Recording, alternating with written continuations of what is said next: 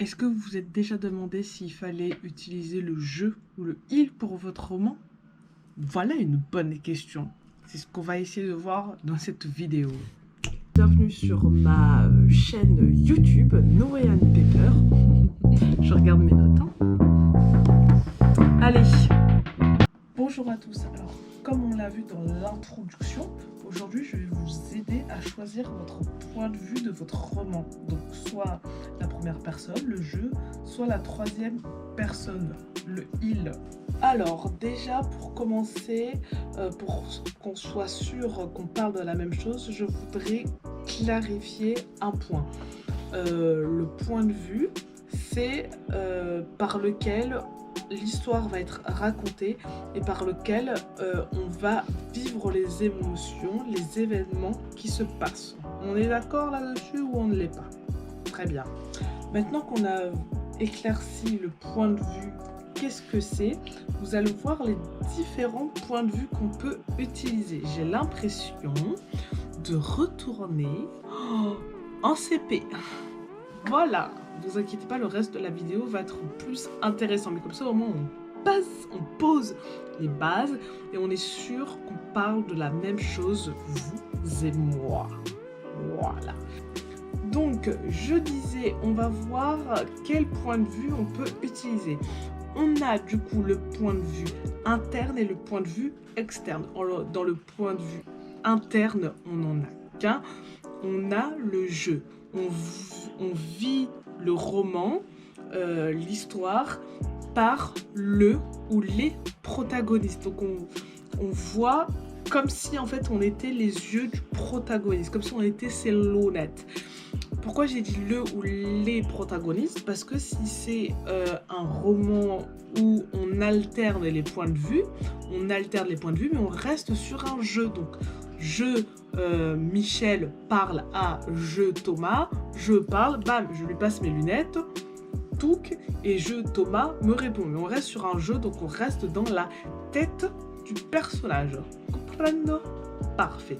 Après, on a le point de vue externe. Et donc, du coup, c'est donc le il, et c'est comme si c'était ma caméra, là, qui tout simplement filmer la scène.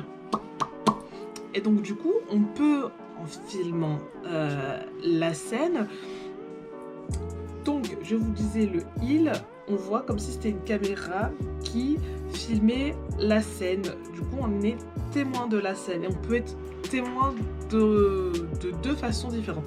Soit c'est le il qui nous raconte, soit on est omniscient, soit on est Dieu et on sait tout, on voit tout, on connaît tout, l'intrigue nani nana, ce qui va arriver, ce qui va pas arriver, on sait tout. Donc soit on est un il qui découvre la scène comme un témoin, qui filme, comme ça, soit on est un il omniscient, on est Dieu. C'est une façon de parler, hein. On se calme, hein. Alors, maintenant qu'on a vu les trois points de vue, on va devoir faire un choix, tout simplement, parce qu'on ne peut pas faire un roman qui commence par je, un qui est un il et un qui est un il omniscient. C'est pas possible. Alors si vous voulez le faire, bonne chance. Alors maintenant, on va voir les avantages, puis après on verra les inconvénients d'écrire à la première personne, donc en je. Du coup, le premier avantage, ça paraît évident, c'est que du coup le lecteur il va se sentir immergé, il va pouvoir se mettre plus facilement à la place du personnage. En fait, il y aura un lien qui va se créer et donc du coup les émotions, les événements, ils vont plus passer plus facilement en fait. En deuxième avantage, on peut rentrer du coup dans la tête de plusieurs personnages, un peu à la Game of Thrones, pour savoir un peu le fin fond de la pensée de chaque personne. Donc, du coup, ça peut être très intéressant, comme on peut décider de n'avoir qu'un seul point de vue. Et donc, du coup, après, il faut juste... troisième avantage, quand on écrit... Enfin, c'est un avantage qui est... En fait, quand on écrit du coup à la première personne, la vision du roman elle est forcément biaisée, vu qu'on le voit dans la tête de quelqu'un, d'accord? Et donc du coup, vu que c'est biaisé, il faut savoir le tourner à son avantage pour l'intrigue de l'histoire. Et donc si on arrive à le tourner à notre avantage, le fait que ce soit biaisé, ça peut être très intéressant. C'est pour ça qu'il y a un mais. Et ça, on va le voir dans les inconvénients.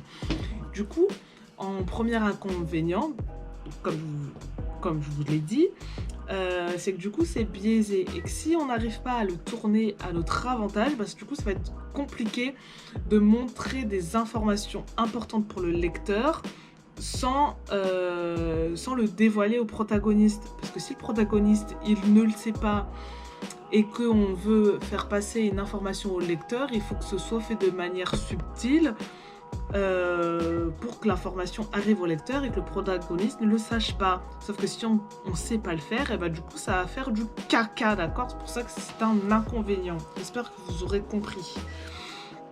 Après, en deux, les débutants, ils utilisent souvent le jeu, alors qu'un roman, il pourrait être 50 fois plus efficace avec un heal, car le jeu, comme je vous ai dit, si on n'arrive pas à utiliser ce que je vous ai expliqué pour contourner, du coup, je disais que un roman pourrait être 50 fois plus efficace s'il est utilisé avec un heal, car quand on est débutant, on ne sait pas forcément comment on pourrait utiliser le fait que l'histoire va être biaisée à notre avantage. C'est pour ça que du coup, quand on est débutant, c'est plus facile, même si c'est plus évident d'utiliser le jeu, c'est plus facile d'utiliser le heal. Voilà. Troisième inconvénient, vu que le lecteur il lit le roman du point de vue d'un ou des protagonistes, il ne peut pas avoir toutes les informations du roman, surtout si le narrateur qui écrit n'a pas pris en compte le fait que l'histoire va être biaisée. Du coup, ça peut être un inconvénient pour comprendre l'histoire. Du coup, nous allons voir maintenant les avantages, puis après nous verrons les inconvénients d'écrire à la troisième personne. Alors, pour les avantages, en vrai, ça va dépendre si on est du point de vue omniscient, je sais, ou limité, je vois que comme si j'étais un témoin qui filme avec sa caméra. Ok boy? Ok boy.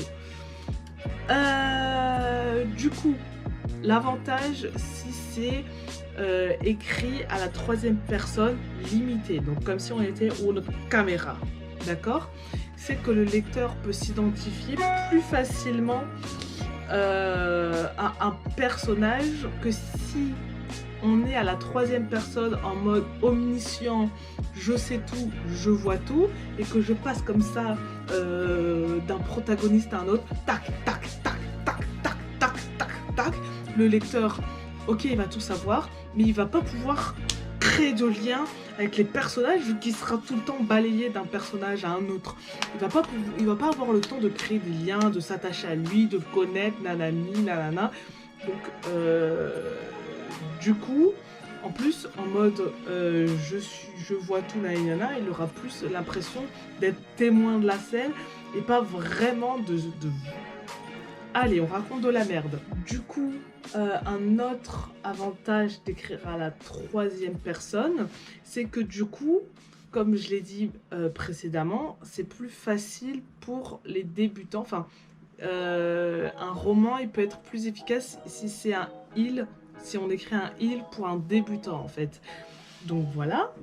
Troisième avantage, c'est que du coup, le narrateur, il peut donner des informations sans que cela ait un impact sur les protagonistes qui, eux, ne connaissent pas le déroulement de l'histoire. Donc ça peut être intéressant.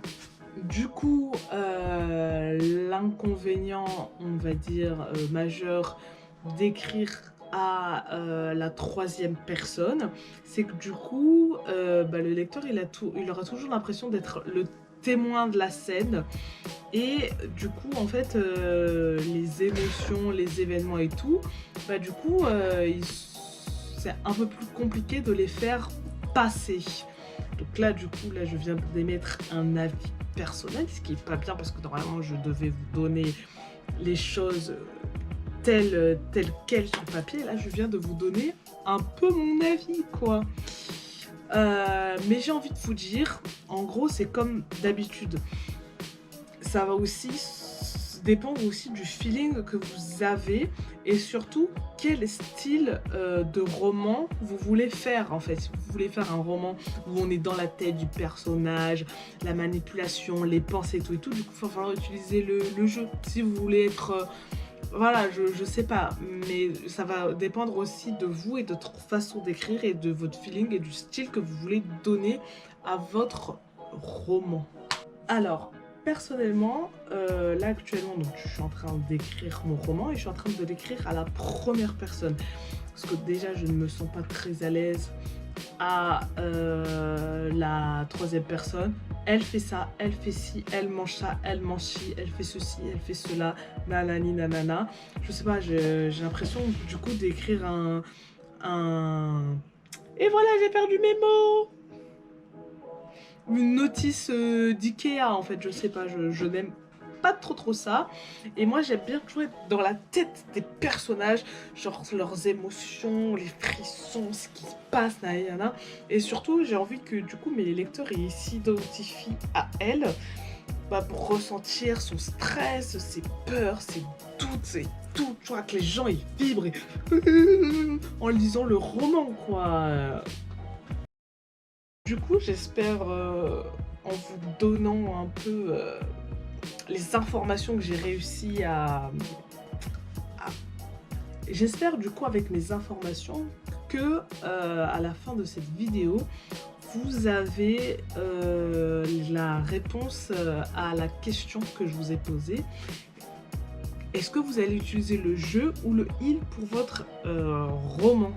Du coup, j'espère aussi que j'ai été claire, ce que j'ai écrit, enfin ce que je vous ai dit, parce que je l'ai écrit, puis là maintenant je vous le dis quoi. Donc voilà. Donc du coup, on se retrouve la semaine prochaine, où on va faire du nettoyage ensemble. Vous allez voir, c'est super sympathique.